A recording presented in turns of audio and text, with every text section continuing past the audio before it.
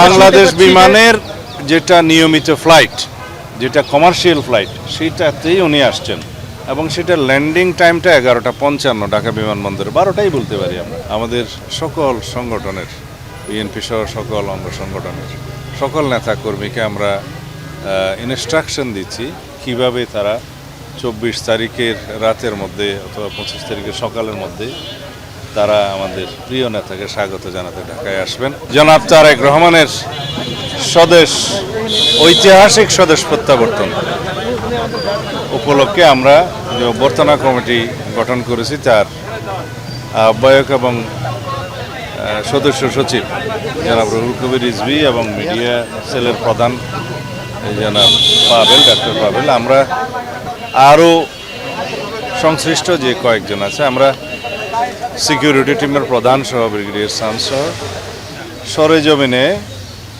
বিমানবন্দরে যেখানে তিনি অবতরণ করবেন সেই জায়গা থেকে কিভাবে কোথায় বসবেন এবং গাড়িতে উঠবেন এবং সমস্ত রাস্তা যে দিক দিয়ে উনি এবার কেয়ার হসপিটালে যাবেন, ওখান থেকে বাসায় আসবেন এবং অন্যান্য অনুষ্ঠান আমরা যেটা করতে চাচ্ছি সেটা সময় মতো আপনাদেরকে জানাবো।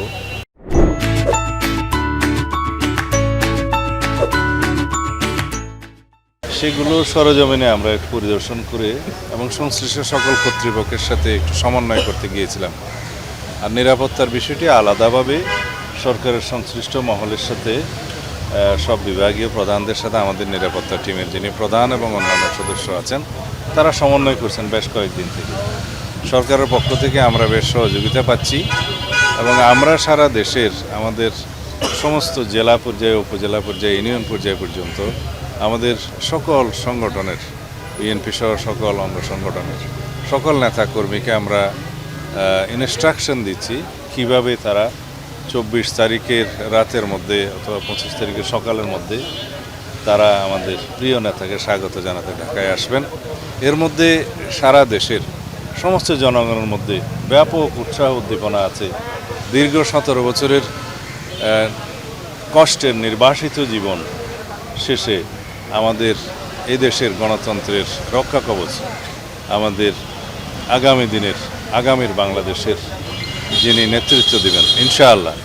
বাংলাদেশ বিমানের যেটা নিয়মিত ফ্লাইট, যেটা কমার্শিয়াল ফ্লাইট, সেইটাতেই উনি আসছেন এবং সেটা ল্যান্ডিং টাইমটা 11:55 ঢাকা বিমানবন্দরে, 12টাই বলতে পারি আমরা। আমরা জায়গাগুলো দেখছি যেহেতু বাংলাদেশের জনগণ তাকে এক নজর দেখার জন্য উদ্গ্রীব হয়ে আছে, উন্মুখ হয়ে আছে এবং তার দুটো কথা শোনার জন্য উন্মুখ হয়ে আছে। সেই জন্য আমরা ব্যবস্থা করার চেষ্টা করছি কোন জায়গায় হলে সেটা ভালো হয় এবং আমরা সেটাকে অ্যাকোমোডেট করতে পারবো, সবাইকে আসতে পারবো, জনদুর্ভোগ যাতে না হয়, সব কিছু বিবেচনায় আমরা জায়গাগুলো পরিদর্শন করছি।